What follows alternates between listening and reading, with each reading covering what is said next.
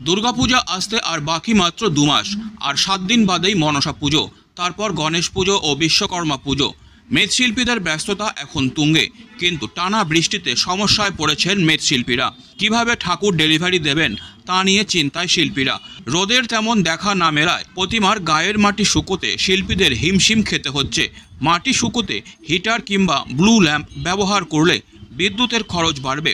শুধু মৃৎশিল্পীরাই নয়, টানা বৃষ্টি চললে প্যান্ডেল শিল্পীরাও সমস্যায় পড়বেন। বাঁশ বাঁধার ক্ষেত্রে পিছলে যাওয়ার প্রবল সম্ভাবনা থাকছে। সামনেই পুজোর মরশুম, মনসা পুজো থেকে শুরু, বিশ্বকর্মা, গণেশ, দুর্গা, তা শিল্পীদের সমস্যা, ঠাকুর শুকোতে পারছে না ঠিকমতো। কি বলুন? শুকাতে পারছে না। এখন এই ঘন ঘন বৃষ্টি হবে, রোদ হবে, এর মধ্যে দিয়ে প্লাস্টিক টাঙিয়ে ঠাকুর মোটামুটি শুকাতে হবে। কারণ সামনে মোটামুটি দিন ঘনিয়ে এসছে, আর তো বেশি দিন বাকি নেই, এখন 59 দিন বাকি আছে। তো এর মধ্যে দিয়েই ওই প্লাস্টিক টাঙিয়ে মোটামুটি ঠাকুর বৃষ্টির হাত থেকে রক্ষা করতে হবে। এছাড়া তো শুধু তো দুর্গা পুজো না, মনসা পুজো, গণেশ পুজো, বিশ্বকর্মা পুজো, শিল্পাঞ্চল সব পুজো তো হয়। হ্যাঁ, সব পুজো হয়। কিন্তু বেশি দিন তো নেই, আর মনসা পুজো 7 দিন মতো আছে। বেশি দিন নেই, এখন রোদ বৃষ্টির উপেক্ষা করে কাজ করতে হবে, অনেক রাত্রেও কাজ করতে হবে, নালে তো কাজ উঠবে না। কারণ বৃষ্টির দিকে তাকিয়ে থাকলে যদি ঠাকুর শুকানো না যায়, ঠাকুর শুকানোর ব্যবস্থা আছে, সেই অবস্থায়তে ঠাকুর শুকাতে হবে। ব্লু ল্যাম্প দিয়ে ঠাকুর শুকানো হয়। ব্যয়বহুল ব্যাপার, ব্যাপক ব্যাপার, কারণ খাটনিটা অনেক বেশি হয়ে যাবে যদি বৃষ্টিটা বেশি দিন। বিদ্যুতিক খরচও বাড়বে। হ্যাঁ, এবার সেই কারণে ঠাকুরের আপাতত প্লাস্টিক দিয়ে ঢেকে রাখা হচ্ছে। তারপরে সেই অনুযায়ী ঠাকুরগুলোকে শুকিয়ে একের পর এক ঠাকুর বার হতে থাকবে। প্রথমে মনসা যাবে, তারপর বিশ্বকর্মা যাবে, তারপর দুর্গা পুজো চলে আসবে।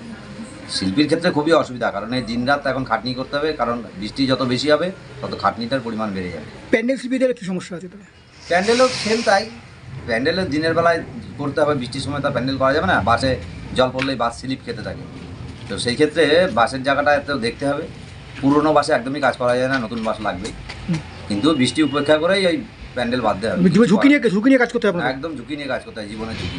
নাম? এইসব ঝুঁকির মধ্যে দিয়েও আমাদের অনেক রকম সংগঠনের তরফ থেকে অনেকবারই দরবার করা হয়েছিল, যাতে আমাদের ভবিষ্যৎ সম্বন্ধে কিছু ভাবে। তা সরকারের কাছে আমরা অনেকবারই দাখিল করেছি, কিন্তু আশানুরূপ কোনো ফল হয়নি। কারণ প্যান্ডেল বাঁধতে গেলে অনেক বেশি ঝুঁকি নিতে হয়, কারণ আমরা অনেক উপরে উঠি। আমাদের সব শ্রমিক ভাইরা একই রকম পরিশ্রম করে। ঠাকুরের পাশাপাশি আমরা যেরকম প্যান্ডেল আছি, এরপরে ফুলের লোক আছে, লাইটের লোক আছে, সবার ক্ষেত্রে সমস্ত বিষয়গুলোকে মিলিয়ে তবে একটা দুর্গাপুজো হয়। সবারই সমস্যা রয়েছে। সবারই সমস্যা। আপনার নাম? আমার নাম শিবু সরকার। সমস্যা হচ্ছে আপনার? আমার সমস্যা হচ্ছে এই কয়েকদিন পর মনসা ঠাকুর যাবে, 7 তারিখ, তারপরে বিশ্বকর্মা ঠাকুর আছে।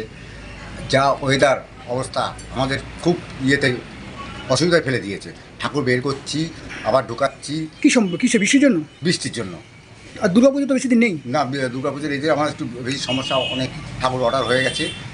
হ্যাঁ, জিনিসপত্রের দাম বেড়েছে নাকি? আকাশ ছোঁয়া দাম।